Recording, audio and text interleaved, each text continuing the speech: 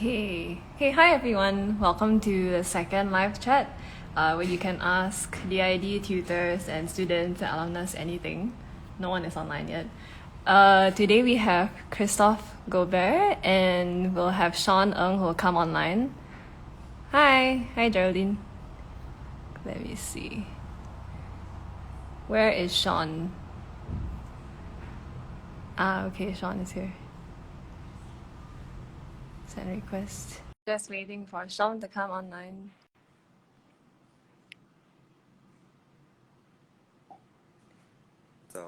Do. Hi. Hello.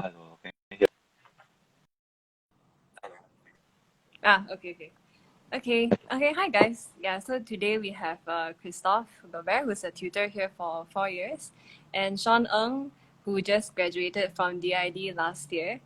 So I'll get them to introduce themselves first, but in the meantime, feel free to put in your questions in the question mark icon on the right side, and we'll answer them later. So we'll start with a 10-15 minute short interview with them first, so you can get to know them a bit better. Okay, so Christophe, do you want to introduce Hi everyone, welcome to this live chat. My name is Christophe. I am a French designer. I'm teaching in DID for almost 4 years. Just to tell a bit about me, I used to have a design studio in Paris and Taipei, and also teach design for 20 years now, mainly in Paris.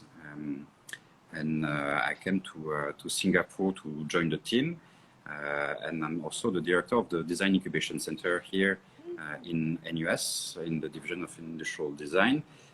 Just a little word on the Design Incubation Center, the DIC.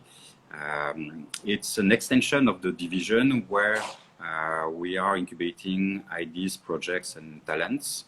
That means we are making selections of potential projects, and we're inviting the students, the undergraduate students, to come with us to develop their project.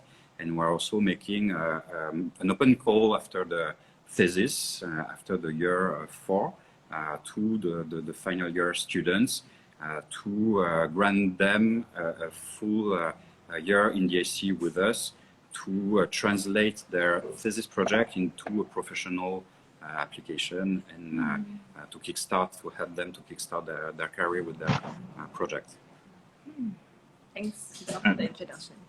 Shawn, do you want to introduce yourself?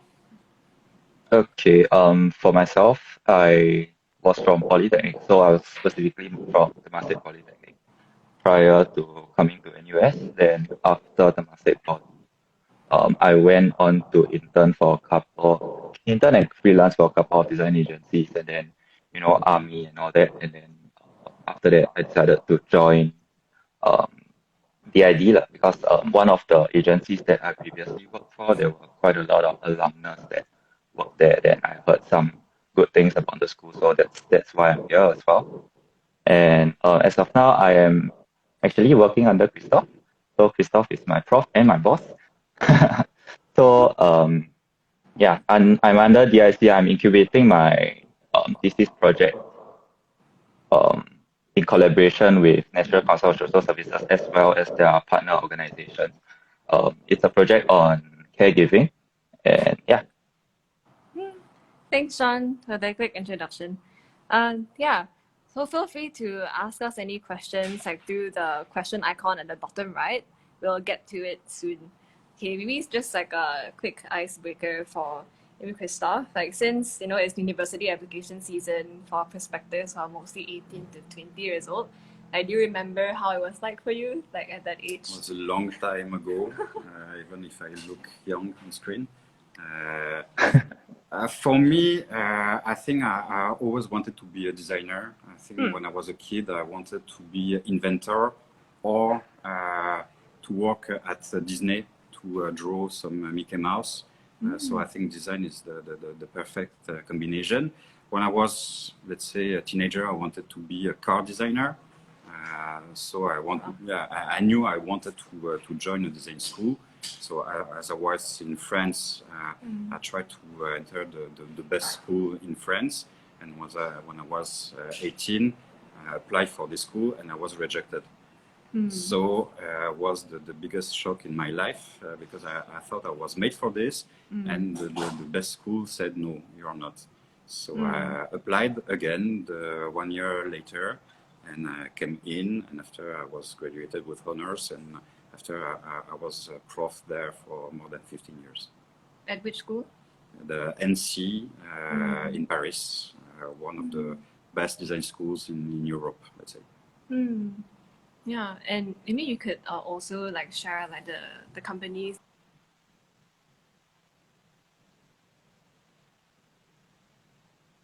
I started my career with big mentors like Philippe Starck and Jean-Michel Villemotte in France. And I used to work first for electronic companies, electronic appliance companies like Thomson, designing some televisions and video recorder and borrowing things. Then after I had an experience in the luxury industry in France because it's very open in France. It's a very big industry who hires a lot of designers. And step by step, I became freelance. I opened my own design studio. I started to collaborate with foreign design studios. That's where I started the collaboration with a design studio in Taiwan. Then I married the CEO of this design studio. So we had a total fusion of our activities. She's an interior designer. So we started also to work on big projects as museums and things like that. And also to open our own brand of products. And step by step, this adventure in between Asia and France led us to Singapore, that is a bit in between Taiwan and France, let's say on the cultural dimension. Yeah, thanks for sharing, Christophe. And also during your 15 years in NC, you developed an approach to visionary design. Could you share a bit about what you were teaching there? Yeah, NC is a very special school where the students are building their curriculum and are learning design through practice. And I started to be the assistant of a designer.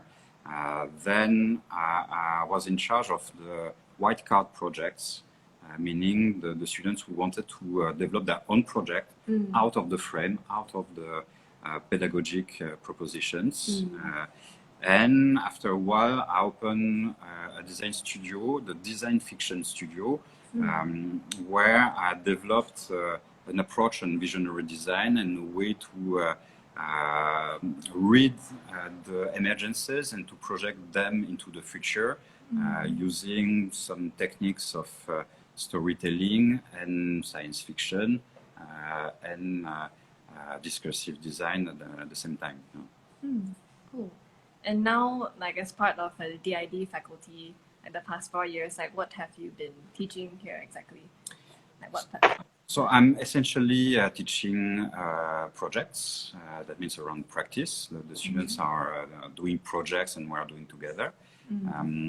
I'm teaching a global approach in design to help the students to think different, to make a step aside, to not consider that design is there to solve problems, but to give them some tools to understand where the problems are coming from and how to look at them in a different way, to identify what are the opportunities for innovation and to project in very new directions.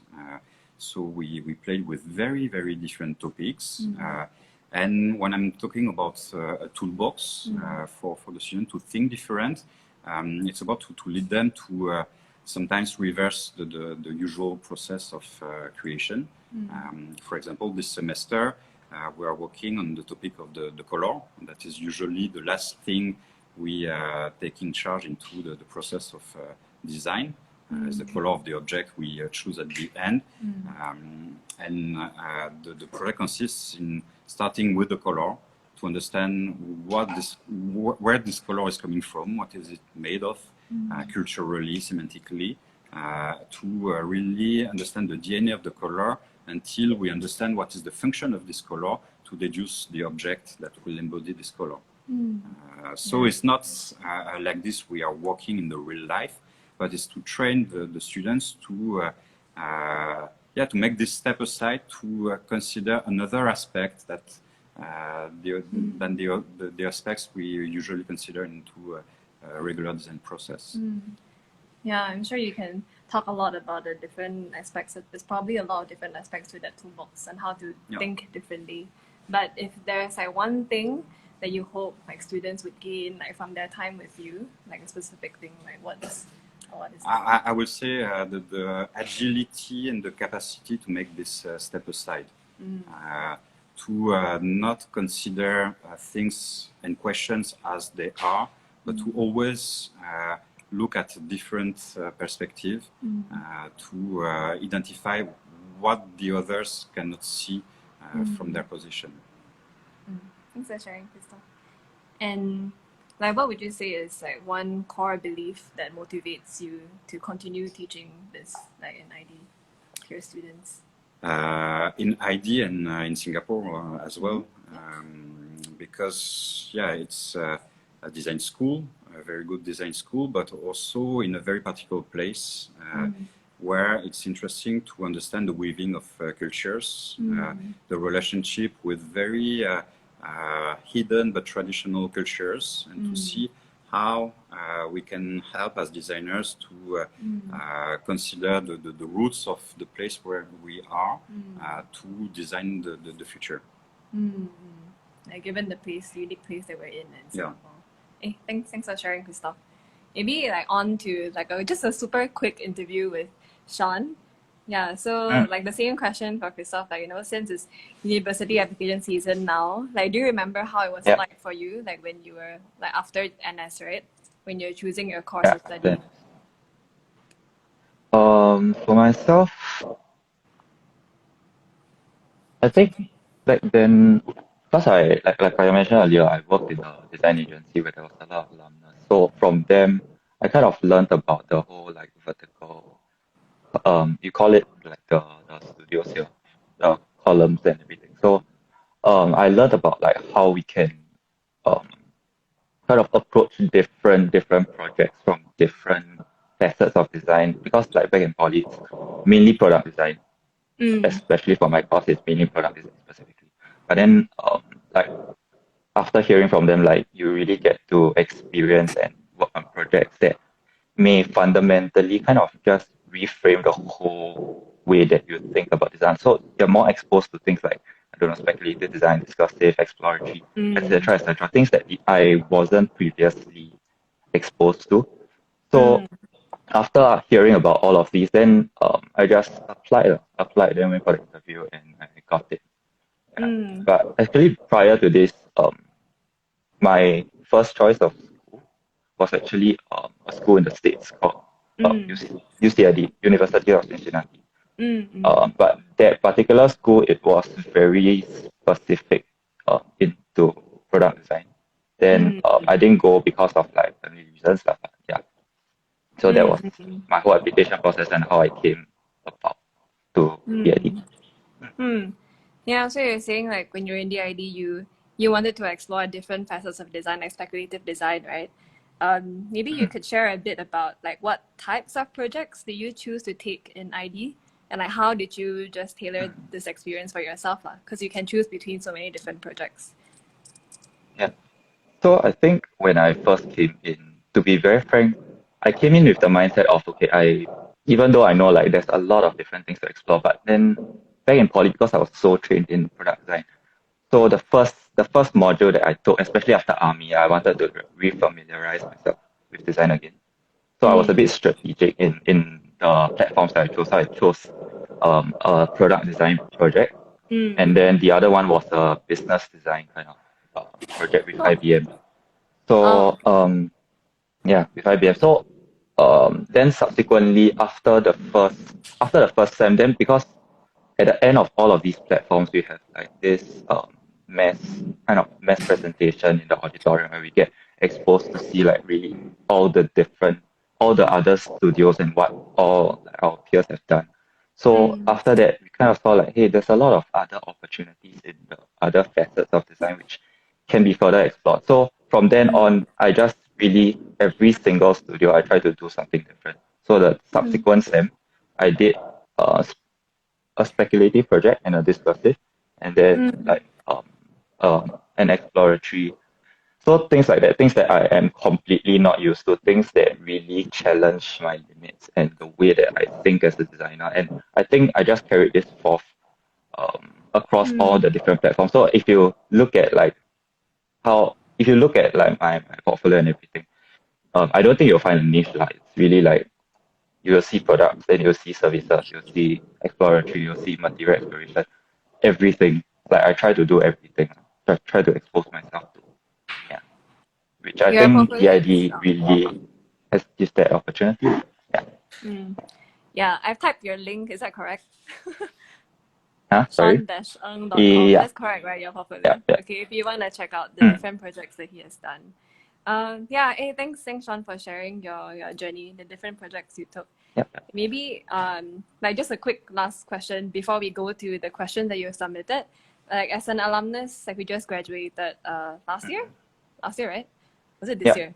Yeah. Oh yeah, what's 2020? Yeah. Oh yeah. What's one like maybe valuable lesson that you took away from your 4 years in ID? Okay. I think for this, right, it may sound very counterproductive, lah, but I used to be very chiong. So I like in year 1, year 2, year 3, because of like the whole poly culture and everything, I used to be very, very chiong. Then after coming back from exchange, yeah, very chiong. So chiong as in like I was very eager and I'm very impatient when it comes to project. I just want to get it done.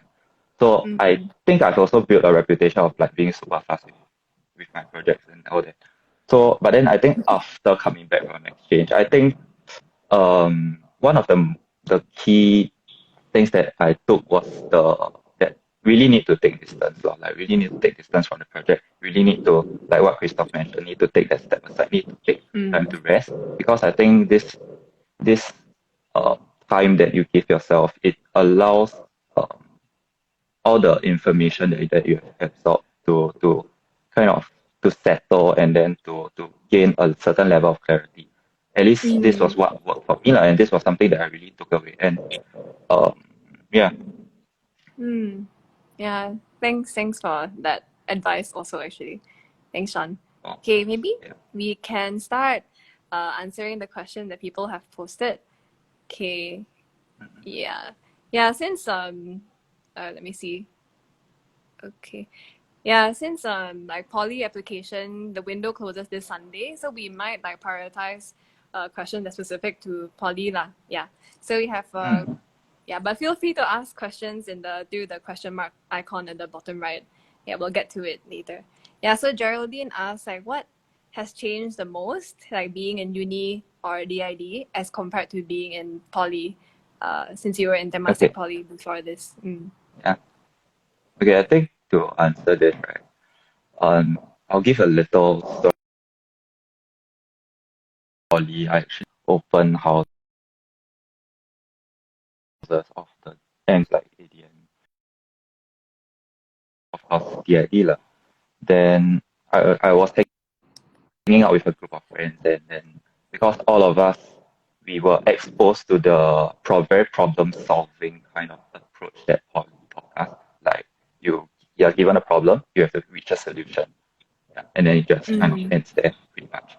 So when we came over to like a graduate, and then we saw works that were a bit more like speculative or discursive in general, things that may not solve immediate problems. Yeah, then we were all we just took them as a joke lah, and then we just laughed about it and everything.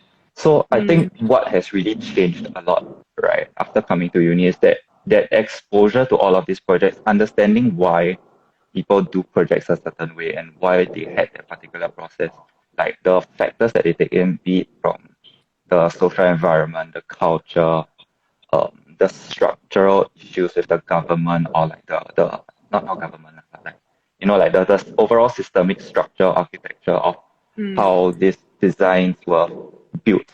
in the first place, like understanding the key and the roots of all of these. These were things that were not taught in poly. But after coming to uni, I think that you really gain like this appreciation for all of these different processes and the different thought processes that come into building that final piece that you see. Not final, but that piece that you see. Yeah.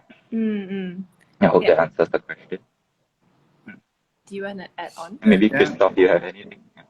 Yeah, if I look at this from my perspective, I think Poly is very interesting to acquire all the skills, the basic tools to design things, to be sure that you are able to design.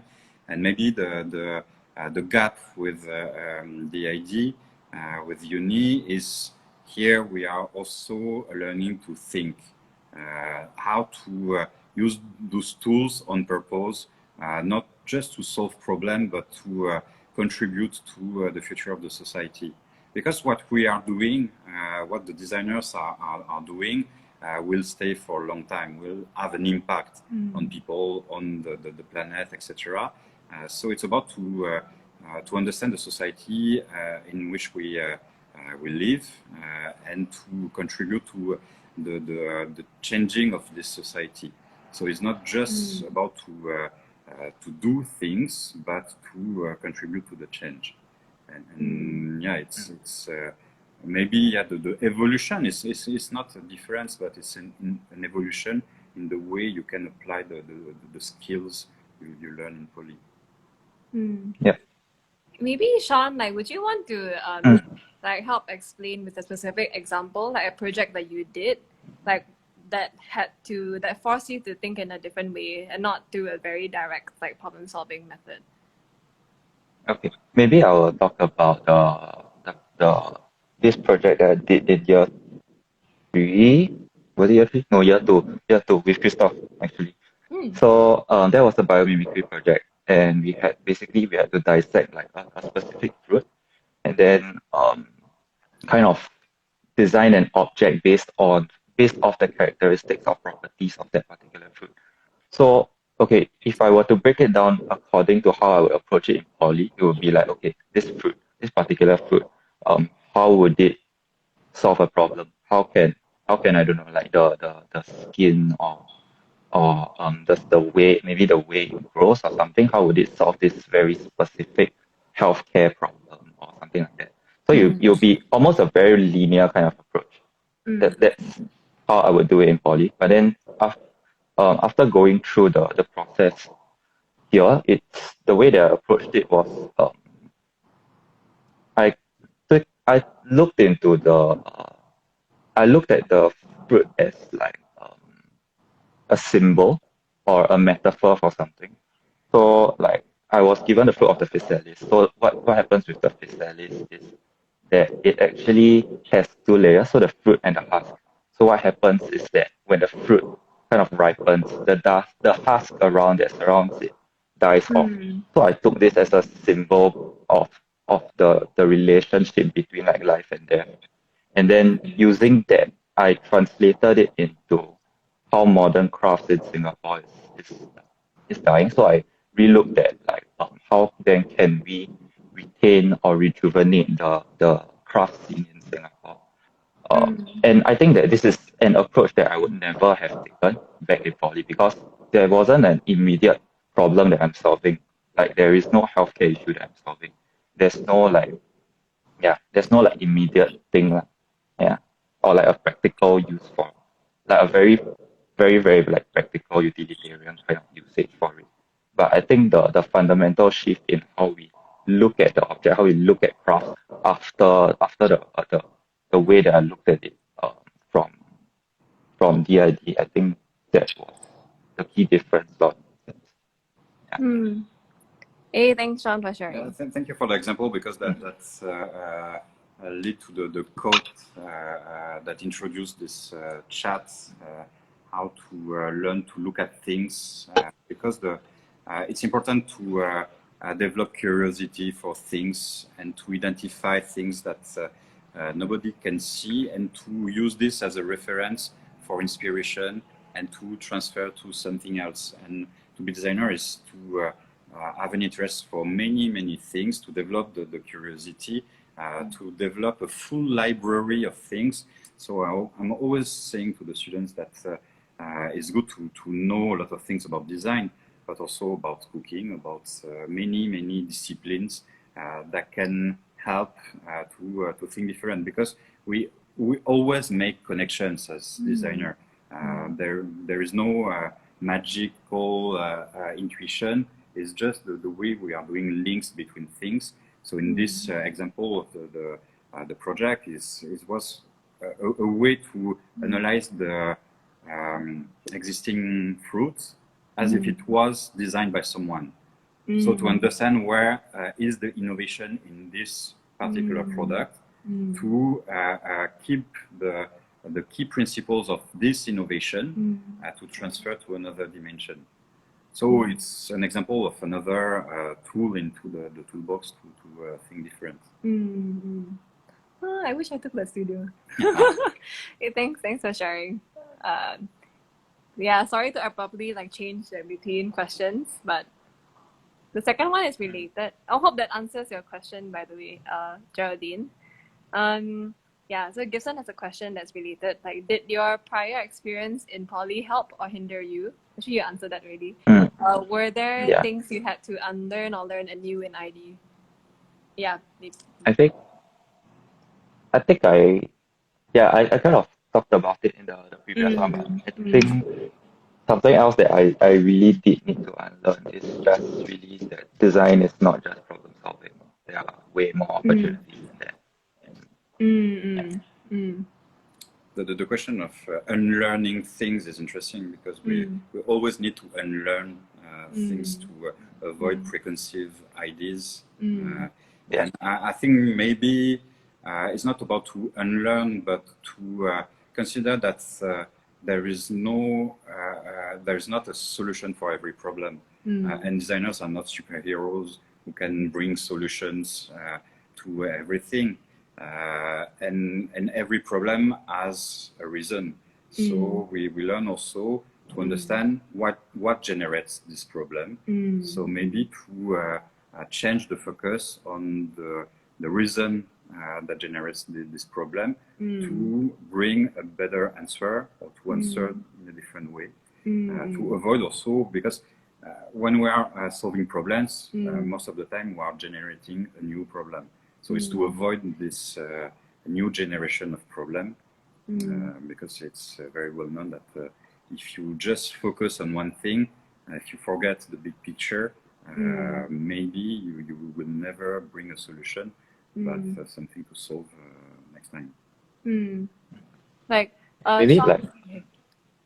no, you were saying? Yeah, continue. No, yeah. I said to build on what Christophe also mentioned, I think to look at the problem again, and like what Christophe mentioned, to solve a problem if you are generating more problems. And then I think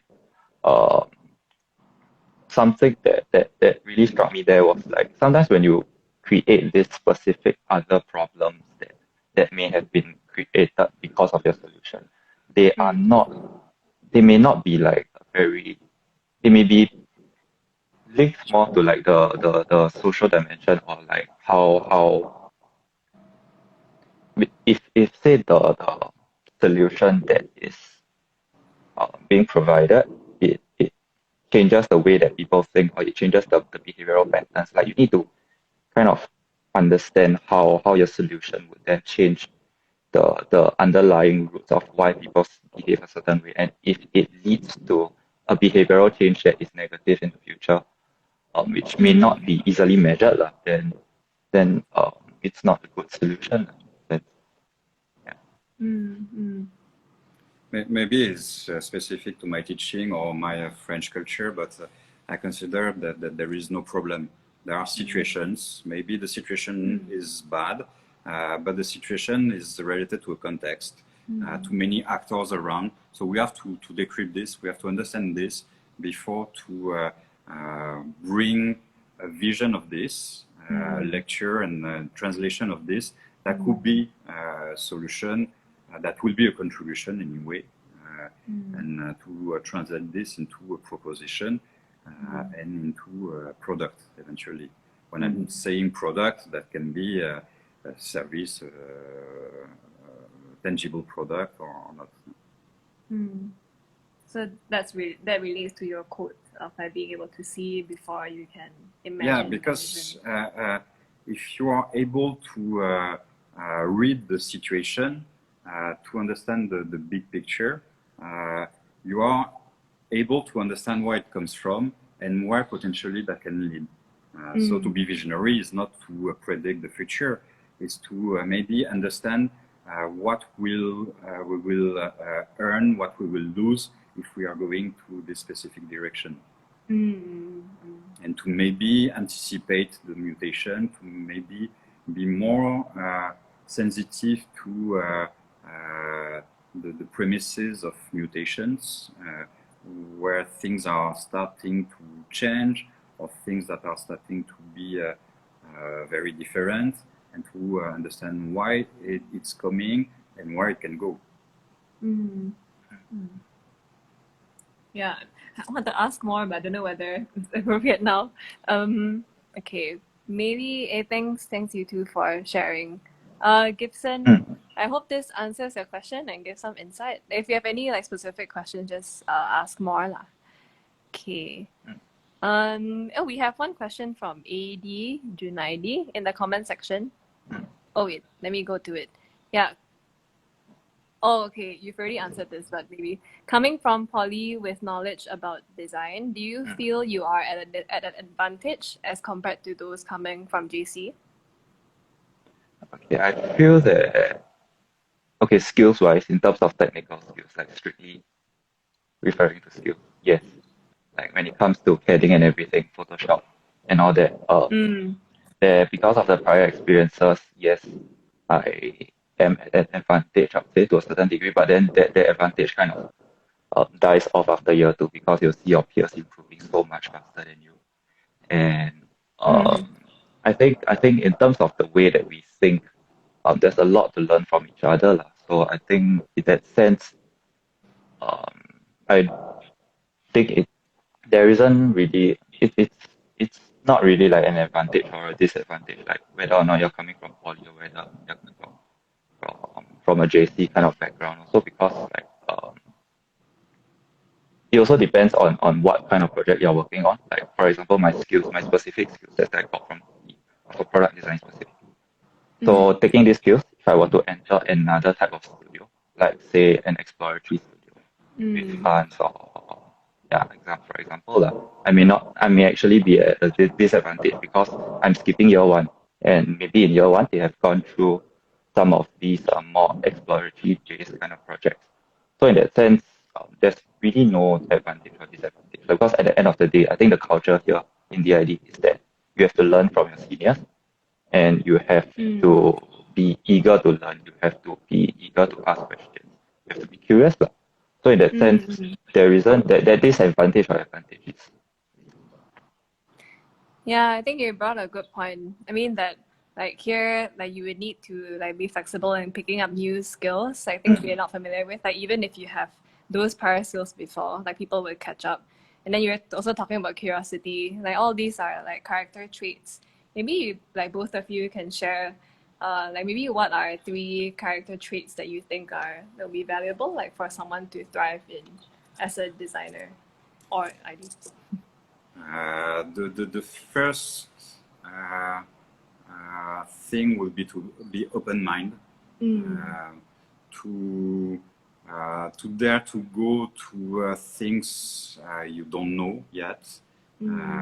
So we can talk about curiosity, of course, but you need to have appetence for things that are new, that are different, to explore new territories, new fields, to be able to take risks, and to question things, not to just to try to answer, to not search for the good answer, but for the good angle,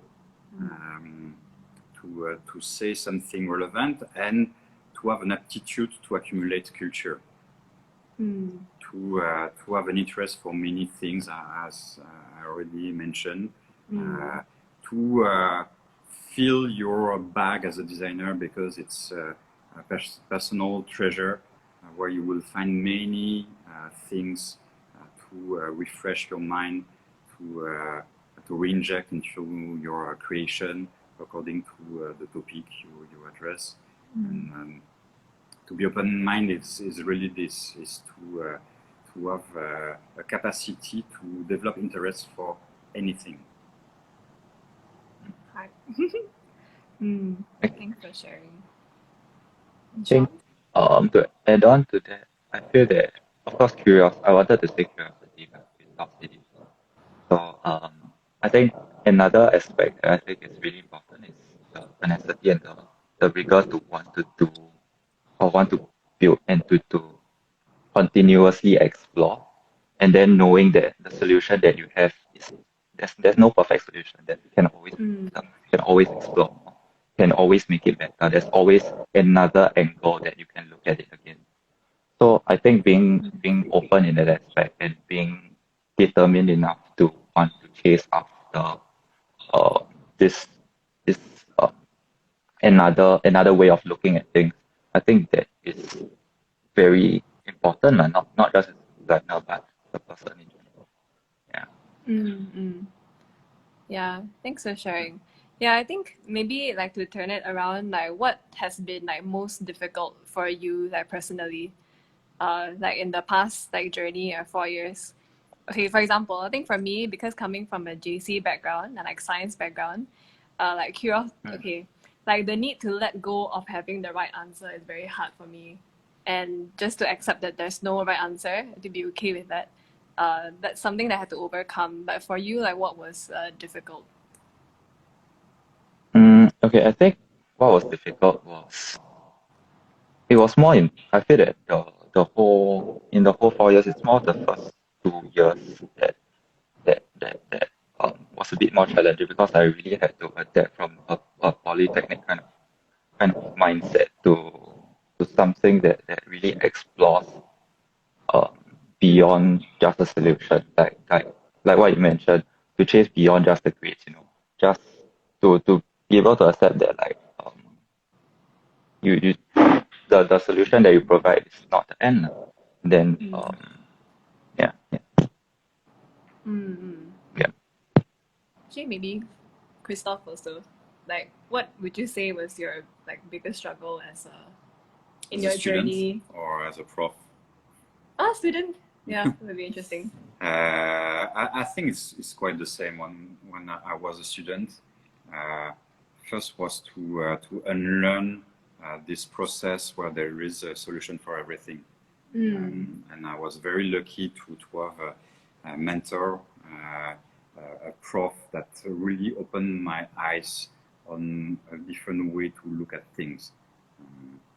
And that was really the foundation of my journey as a designer. And I was even more lucky when this mentor asked me to be his assistant later. So I learned as a student, and even more as a teaching assistant later, from his way of thinking, looking, and the way to question things.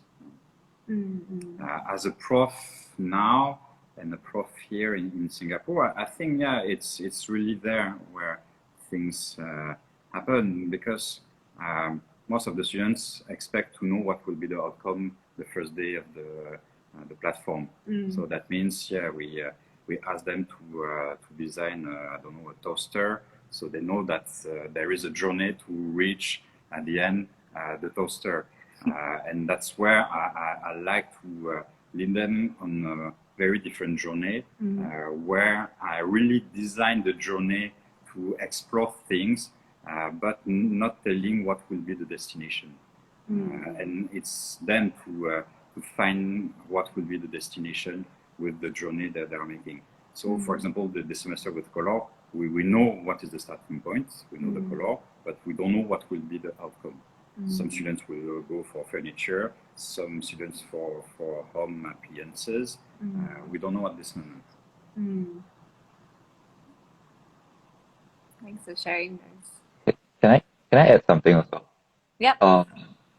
I think one challenge that I faced was also like the fact that back in poly we had like 15 minutes to present on a project, and then in that 15 minutes you can just blabber on and on and on and on. And a lot of times the designs that we have in poly, at least for myself, I tries to solve every single problem that you can think of around that specific topic or that specific context. But then after coming to DID, that 15 minutes became like 2 minutes or 3 minutes. So you really have to be able to distill what you're trying to say. And in that process of trying to distill the way that you communicate, it will very subconsciously, I feel, and very organically shift also the way that you try to solve an issue. Like to not just look at it as like, okay, I'm trying to solve this problem, and then I'm trying to solve like after this problem, I'm trying to solve like all the problems around it. But then to really get to the root and then use that root as a primer or as a stepping stone to reach a solution is a bit more holistic and more distilled at the same time. Yeah. Yeah, I think since you're talking about like as an alternative method of like teaching that like Christophe is saying, maybe you could, and so far like you're saying the differences in like what you've learned, the approach of design, like in poly versus ID, maybe we can you can share more about the differences in culture in poly last time versus here, like were there any differences? Okay. I think the key difference is in poly we basically had our different platforms as like project one, project two, project three once a year. And then you basically for all the projects, for this kind of big projects, you would work as an individual. So, but then over here, what you get to experience working with seniors and learning from them, and then learning to work as a team and trying to I guess measure the team dynamics at the same time to bond with your team. And then of course, I think that was something that really shifted the way that I worked as well. Like back in poly, I always like, okay, this particular solution that I have is the best one, you know. But then after coming here, you know, you get to a lot of input from everyone, and then you just naturally just open. At least for myself, lah. I don't know about some people, but yeah, at least for myself. How would you describe the culture in ID? Compared to France, Yeah, maybe. maybe I will use some caricature. Sorry about this. I would say that if I caricature the things here, when I give a topic to the students, they start to walk, and after a while, they don't know what to do. They don't know what decision to take, and the day before the submission, they are in panic because they have to finish and they don't know how to finish. Same caricature in France. I give the topic to the students. First, they don't work. They go to chill, they go to museums, they go to watch a movie, to have beer with friends. And the last day, the day before the submission, they will start to work, but they don't have time to spend, to think too much, and they go straight to the point. But the main difference is that during this time, they accumulated a lot of things because the brain was taking the brief, and the brain was processing the brief subconsciously, filtering with everything that they saw. The movie, because when you are watching a movie and when you have an idea in mind, something in mind, you filter the information, and everything will feed what you are thinking about. So at the end, you already have a lot of things in hands, and it's just a question of choosing what is the right way, but you don't have many solutions because the submission is the next day. So I think also what we are doing here in the idea is to train the students to make decisions, to explore first, but to also understand what has value, what to keep, what to throw, how to prune, how to curate, to step by step define a direction for their project, and the fact to give a direction to the project and to give a meaning for a product is absolutely the same. It's about to say, yeah, it's this direction. And that's also our function as a designer when we are working for a client, is not necessarily waiting for a solution, a product, but a strong direction for the future of its company. So that's where designers have a strength, but we need to train them to be sure about the decision they will make. Of course, we are never sure because there is no truth, but we teach them how to understand things that are coming together, what are the good links, and step by step, how the weaving of everything will make a direction and will take a shape at the end. Thanks for sharing. Can I add on a bit about that also? Yeah, so I think like to also link back to what I mentioned just now also on like taking distance and then giving yourself time to chill. I think this was it to me lah. This was my way of like what Christophe mentioned, watch movies and all that. So I usually when I work, I give myself like 2 to 3 days to work, and then other than that, every day else I try to chill. So those 3 to 4 days, even though when I say chill, what I mean is like what Christophe mentioned, watch movies, read a book, or look at I don't know, being more aware of the things that's happening around. And then on those 2 to 3 days that I'm actually working, decisions just come very fast. Like I know exactly what to do. I know what to filter out, and then things just happen very, very organically. And then within those 2 to 3 days, I think a lot can be done by having those 3 to 4 days of rest. Yeah, and that's also how like for me, time management was planned out, like, structured to a certain extent. Yeah. Yeah, actually, it's like in real life when you are lost, you search for the right path. But the best way is to find a mountain, to go on the top of the mountain to embrace the full landscape. So it's taking distance with things to give yourself the opportunity to understand things from far, and you will identify the best way to reach the destination. Cool. I feel inspired. Okay. It's 6:45. If anyone has any more questions, like you can just like key it in the comment section below. But if not, yeah, I think like both Christophe and Shawn have shared a lot of really good advice and insight, like taking a step back and looking at things from a different point of view. But maybe like would you leave like this chat with audience with just one advice for someone who is just starting out on the design journey and like going into university?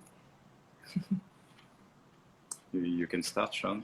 Take a break. Mine would be take a break. Yeah, just take a break. Take a break at the right time, and yeah, knowing when to rest. I think that's very key in design. What do you mean by at the right time?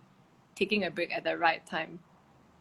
So I think what I mean by at the right time, just don't drag until like the last week of submission. You know, you have submission at like week 5, and then you start on the Monday of week 5.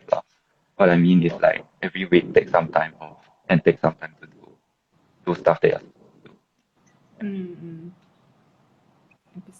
And having that distance brings clarity. True. If I give an advice to the students, is to really question their motivation and to know that design is not just a job, it's a real way of thinking. It's quite a philosophy of everyday life. And that's the best situation, because at the end, it's even more than a job, it's just behavior.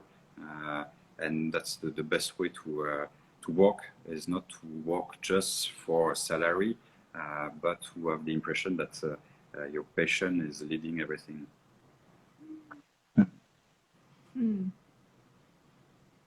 So what motivates you now, Shawn?